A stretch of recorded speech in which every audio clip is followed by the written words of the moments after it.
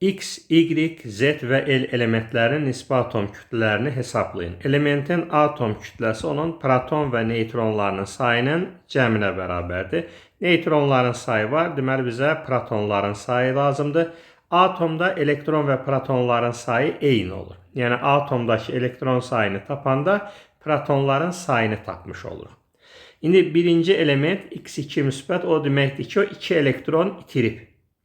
2 elektronunu itirəndə 18 elektron qalıbsa, deməli həmin elementin atomunda elektron sayı, dolayısıyla proton sayı 20 olacaq.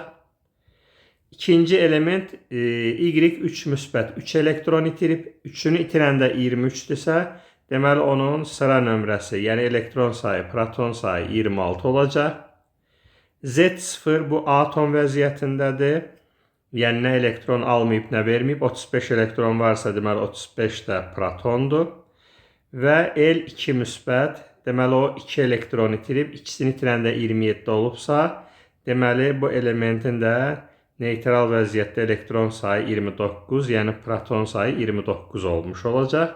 İndi atomun kütləsini tapmaq üçün proton və neytronların sayını toplaya bilərik. Birincidə 20 plus 20, bu 40 olmuş olacaq.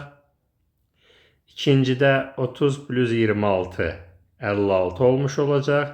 Üçüncüdə 45 plus 35, 80 olmuş olacaq.